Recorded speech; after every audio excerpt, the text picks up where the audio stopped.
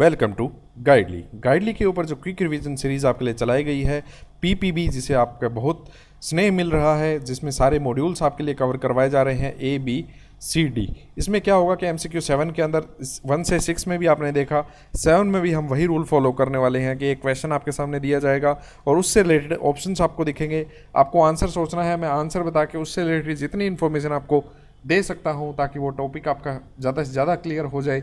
यही हमारा इसके अंदर सीरीज़ के अंदर मकसद रहा है। पीपीबी बुक आपकी इसके अंदर कवर करवाई जा रही है। सारी बुक्स के लिए आपके ऐसे ही सेशंस आ रहे हैं। जल्द से जल्द आप इसको फॉलो कर लीजिए सीरीज़ को, ताकि आपका एग्जाम JIB का क्लियर फर्स्ट अटैम्प्ट में, सिंगल अटैम्प्ट में हो जाए। ठीक है। क्वेश्चन है, which of the following types of bill are also known as bills payable after sight. तो बिल्स पेएबल आफ्टर साइट नाम से पता चल गया आपको यूजांस बिल है। ठीक है। इससे क्या होता है कि जब आपने अपना माल या जो वादा जिस चीज़ के लिए आपने बिल एक दूसरे को एक्सचेंज किया था वो आपने देख लिया। ठीक है। जैसे यूजांस LC क्या होता है, जैसे LC में क्या होता है कि जैसे ही आपने कंफर्म किया डॉक्यूमेंट्स को, ठीक है, तो आपकी पेमेंट हो जाती है सेलर की।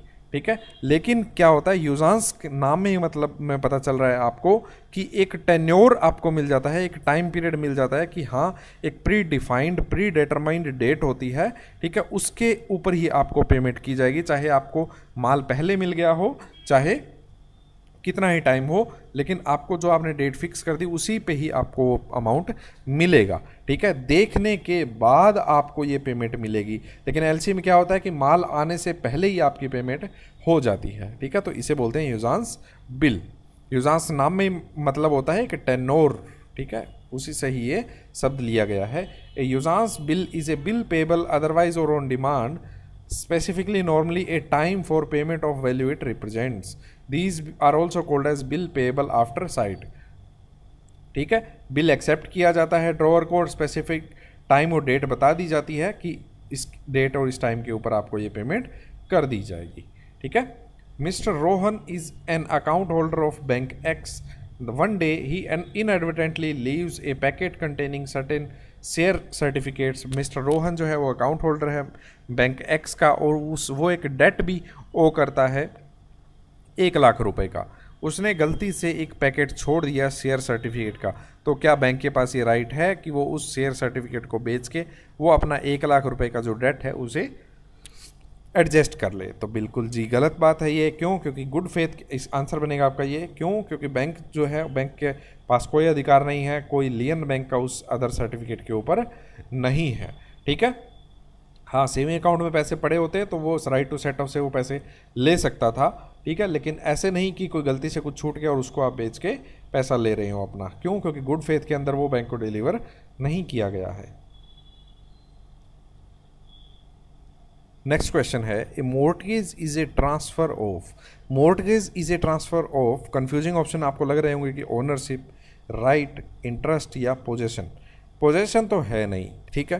ठीक है। ओनरशिप भी आप ट्रांसफ़र नहीं करते हैं। इससे ये कैसे पता चलेगा आपको? जब आप मोर्टगेज से रिलेटेड कोई एक टर्म है जो आप दिमाग में लेके आएंगे, उसी से ही आप आंसर इसका बता पाएंगे। Mortgage is A transfer of equitable mortgage आपने सुना होगा। इसमें क्या होता है कि जो कस्टमर है या जो बोरोवर है वो अपनी रजिस्ट्री आपके पास छोड़ता है, डॉक्यूमेंट साइन करता है कि मैं मेरे जो ये प्रॉपर्टी है वो इक्विटेबली मॉर्टगेज कर रहा हूँ। ठीक है। तो इससे क्या होता है, ओनरशिप और पोजेशन तो उसी के पास रहता है, लेकिन जो इंटरेस्ट है बैंक का उसके ऊपर चढ़ जाता है सरसाई के थ्रू। इसे जो SI ID होती है आपकी, सिक्योरिटी इंटरेस्ट ID, ठीक है, उसे बोला जाता है इंटरेस्ट नोट हो जाना बैंक का। ठीक है। तो ये आएगा आंसर आपका interest. Mortgage is transfer of interest in specific immovable property for purpose of securing the payment of money advanced or to be advanced by way of loan on existing or future debts or performance of an engagement which may give rise to pecuniary liability। की बाद में शायद ना चुका है तो इसलिए वो राइट पहले ही जो है 4 चढ़ा दिया जाता है, इसे इंटरेस्ट बोला जाता है। Which of the following statement is not true about whistle blower policy of public sector banks. Public sector bank की जो विसल ब्लोअर पॉलिसी है उसके बारे में कौन सी बात ठीक नहीं है, ये पूछा जा रहा है आपसे। तो आपको पता होना चाहिए चलिए हम पढ़ते हैं।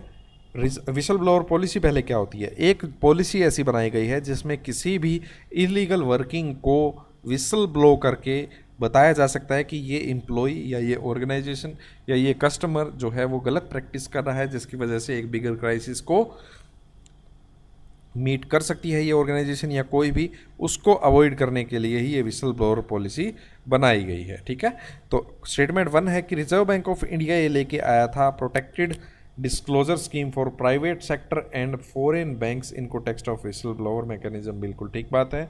ठीक है, इस दोनों कैटेगरी में लेके आया था। विसल ब्लोअर पॉलिसी जो है पब्लिक सेक्टर बैंक और आरबीआई की जो है, ठीक है, RBI was brought under the purview of central vigilance commission with effect from April 21, 2004। तो इसमें आरबीआई भी आता है, पब्लिक सेक्टर बैंक्स भी आते हैं। ये सीवीसी के प्रीव्यू में ये लाई गई थी 2004 के अंदर। बिल्कुल ठीक बात है। एनोनमस या pseudonymous complaints will also be considered as part of whistle blower policy. जी नहीं, ये ज़रूर कहा गया है कि जो आपकी सीक्रेसी है वो मेंटेन की जाएगी, लेकिन वो कंप्लेंट एनोनमस नहीं हो सकती, झूठे नाम में नहीं हो सकती, स्यूडोनेम में नहीं हो सकती। ठीक है, और इसमें क्या खास बात है कि अगर कोई कंप्लेंट गलत साबित होती है और पता चलता है कि ये टाइम वेस्टेज किया गया है, तो उस कंप्लेनेंट के अगेंस्ट भी कार्रवाई की जा सकती है, इसीलिए वो एनोनमस कंप्लेंट नहीं कंसीडर की जाएगी। SEBI is nodal agency to receive complaints under the scheme. तो सेबी नहीं है, आरबीआई है आपका, तो आंसर बनेगा आपका 1 and 2 ओनली।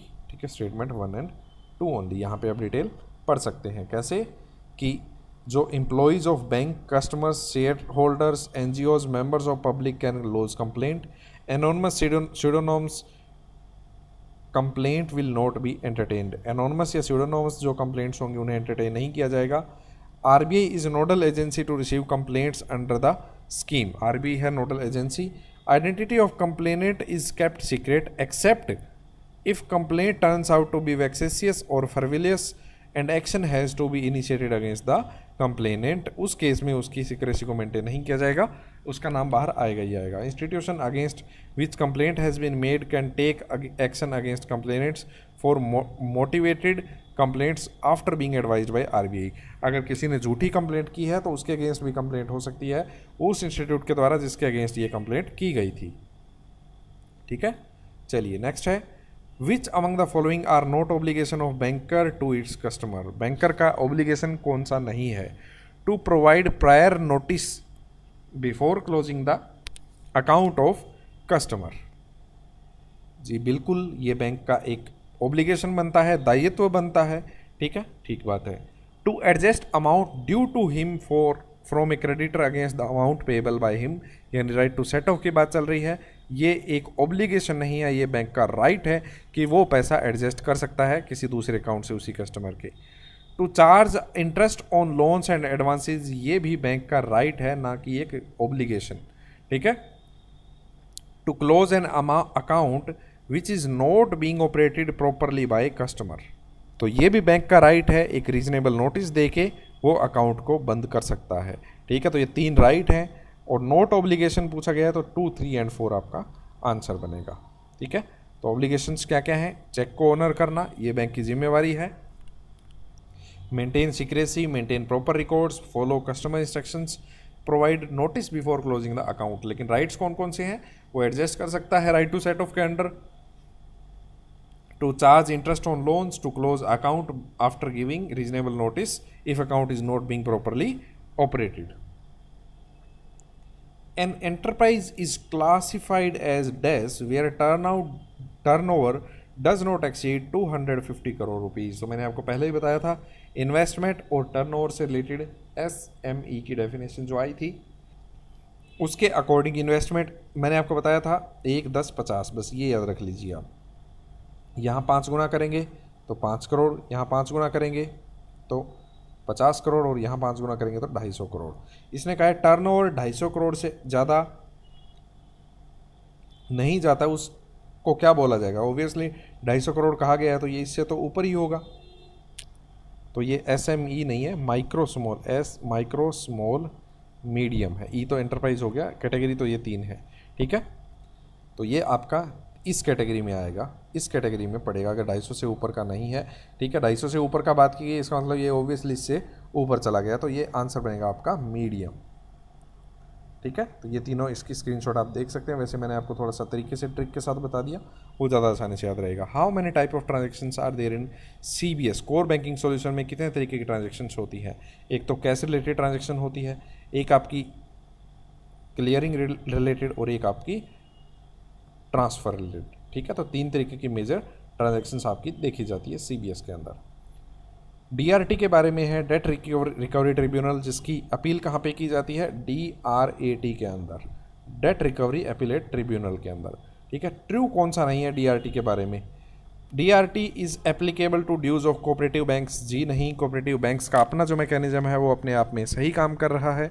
ठीक है, इसीलिए DRT के अंडर में नहीं एप्लीकेबल है मैकेनिज्म कोऑपरेटिव बैंक्स को। ठीक है, कोऑपरेटिव बैंक्स के अंदर ये DRT नहीं लगाए जाते केसेस। हाँ, मल्टी स्टेट कोऑपरेटिव बैंक्स जो हैं वहाँ पे ज़रूर लगाए जाते हैं। तो आंसर बनेगा आपका ए। क्यों? क्योंकि पूछा गया था आपसे कि which is not true, true कौन सा नहीं है? ए वाला। नेक्स्ट है, which of the following statement is correct?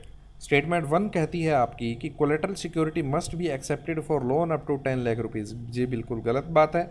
किसी भी 10 लाख रुपए तक के लोन में कोलेटरल नहीं रखनी है आपको, ये कहा गया RBI के द्वारा। स्कीम तो बाद की बात है कि किस में रखनी है किस में नहीं। 10 लाख तक तो किसी भी स्कीम में नहीं रखनी है। ठीक है, हाँ ऑब्वियसली गोल्ड लोन है तो आपको लेनी पड़ेगी उसके अंदर, एग्रीकल्चर लोन है तो भी उसमें अंदर लेनी पड़ेगी अगर 1.6 लाख से ऊपर का लोन है तो एग्री के केस में। वरना SME के केस में, जो आपके MSME के केस में 10 लाख तक नहीं लेनी, और अभी बात चल रही है कि 20 लाख तक ये कोलेटरल फ्री किए जाएंगे लोन्स। ठीक है, नेक्स्ट है ये आपकी बात हो गई गलत। क्यों? क्योंकि यहाँ पे कहा गया कि 10 लाख तक लेनी है, लेकिन आंसर आएगा कि must not be accepted. Next है क्लस्टर बेस्ड अप्रोच ली जाती है माइक्रो स्मॉल मीडियम एंटरप्राइजेस के अंदर। फुल सर्विस अप्रोच जो है वो इंटेंड की जाती है लैंडिंग के टाइम में। बिल्कुल ठीक बात है, इससे कॉस्ट बचती है, एक डिसीजन लेने में आसानी रहती है लैंडर को। तो क्लस्टर बेस्ड जो है अप्रोच फॉलो की जाती है। तो आंसर बनेगा statement 2 is correct, statement 1 is incorrect. Cluster based जो अप्रोच है to lending is intended to provide a full service approach to extending banking services to recognized MSEs. It may be more beneficial in dealing with well-defined recognized groups के अंदर अगर deal किया जाए तो ज़्यादा better रहेगा. Risk assessment proper हो पाएगी, मॉनिटरिंग सही से हो पाएगी, रिडक्शन कॉस्ट के अंदर हो जाती है. Separate services can be developed for each cluster.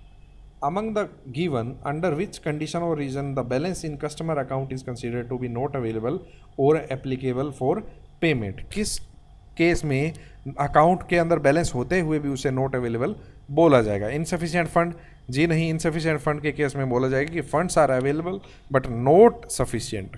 ठीक है, नो अरेंजमेंट में भी नहीं, एक्सीड अरेंजमेंट में भी नहीं, right of set off rights to recover debt due to bank from customer. अगर किसी दूसरे अकाउंट में बैलेंस पेंडिंग है और अकाउंट के अंदर कम बैलेंस है तो भी उसे नॉट अवेलेबल बोला जाएगा. क्यों? क्योंकि दूसरा अकाउंट अभी भी हमारा right to set off exercise करने के लिए पेंडिंग है. ठीक है, इस केस में राइट टू सेट ऑफ के केस में भी ये बोला जाएगा नॉट अवेलेबल. और बाकी केस कौन कौन से हैं? अगर पेमेंट स्टॉप कर दी गई है कस्टमर की, ठीक है, payment stopped by customer, death हो जाती है या एक ऑर्डर मिल जाता है कोर्ट का, या set off right off to recover debt due है from to the bank from the customer. Cheque unpaid return कब हो जाता है? जब इनसफिशिएंट फंड हो, नो अरेंजमेंट हो, एक्सीड अरेंजमेंट, पेमेंट स्टॉप्ड हो, रेफर टू ड्रॉवर हो, या क्लोजर ऑफ अकाउंट किया गया हो ड्रॉवर के द्वारा. तो ए सेल और लीजबैक ट्रांजैक्शन, ये क्वेश्चन मैं आपके लिए छोड़ रहा हूँ. एक सेल या लीजबैक हो जाता है transaction of asset of borrower. एक एसेट का सेल हो जाता है या लीजबैक हो जाता है, उस केस में उस इवेंट को क्या बोला जाएगा? और उस इवेंट के कारण एसेट का रीक्लासिफिकेशन हो जाता है, रीप्रोविजनिंग हो जाती है. ठीक है, in the books of lender. ठीक है, चलिए निकल ही गया मुझसे तो मैं आंसर बता ही देता हूँ आपका. ठीक है, इन दो में से बनेगा. ठीक है, तो लेंडर के केस में वो उस इवेंट को रीस्ट्रक्चरिंग बोला जाता है। ये एनपी अकाउंट की ही रीस्ट्रक्चरिंग होती है, ये आपको पता होना चाहिए कि उसका जो अमाउंट जो टोटल आउटस्टैंडिंग है उसको फिर ईएमआईज के अंदर तोड़ दिया गया, यानी रीस्ट्रक्चर कर दिया गया, उसे बोलते हैं restructuring in the case of in the books of lender. ठीक है, restructuring might create new securities issued by borrower to lender in the lieu of portion of pre-restructured exposure। चलिए इसके अंदर जा डिटेल के अंदर नहीं जाएंगे, आपको मैंने बता ही दिया कि किस केस में रीस्ट्रक्चरिंग बोला जाता है। एक केस है आपके सामने, Eliza was holder of government promissory note, government promissory note था उसके पास, जो उसने हैंड ओवर किया आर्ची को, उसकी ब्रोकर है उसको। आर्ची ने फोर्ज कर लिए एलिजा के साइन और एंडोर्स कर लिया खुद के फेवर में। फिर आर्ची ने खुद के फेवर में एंडोर्स करने के बाद then endorse it for value to bank. Bank ने गुड फेथ के अंदर अप्लाई किया गवर्नमेंट पब्लिक डेट ऑफिस में और to have note exchange in their name which was done, जो कि गवर्नमेंट के द्वारा कर दिया गया। एलिजा को बाद में पता चला कि उसे डिफ्रॉड हुआ है, सी हैज़ बीन डिफ्रॉडेड, शूड उसने फिर गवर्नमेंट को शू किया और रिकवर कर लिया अपने अप्रोप्रिएट डैमेजेस। ठीक है, जो कि ऑब्वियसली उसे मिलने ही थे। ठीक है, और इस केस में गवर्नमेंट ने बैंक को शू कर दिया, क्यों? क्योंकि बैंक ने इंडेमनिटी दी थी गवर्नमेंट को। ठीक है, ऑब्वियसली इंडेमनिटी हर बार बैंक देगा ही देगा कि अगर उसे किसी भी तरीके का लॉस सफ़र करना पड़ता है गवर्नमेंट को तो ये पे हम करेंगे। हाँ, तो ये बताइए कि क्या इसमें बैंक को लायबल माना जाएगा? बिल्कुल बैंक को लायबल माना जाएगा, क्योंकि उसने इंडेमनिटी दी है लॉसेस के अगेंस्ट। तो bank shall be liable under common law covering the contract of indemnity. ठीक है, bank is responsible for an injury to third parties rights. हाँ, अब बैंक आगे किसको दोषी घोषित करेगा वो बात की बात है, लेकिन बैंक इसमें दोषी घोषित जरूर होगा, लायबल जरूर होगा वो पेमेंट करने के लिए, और गवर्नमेंट को उसे पे करना ही करना पड़ेगा, क्योंकि इंडेमनिटी कोड जो कॉन्ट्रैक्ट है वो साइन किया गया था। अकाउंट एग्रीगेटर के बारे में आप बताइए कि कौन सी बात ठीक है।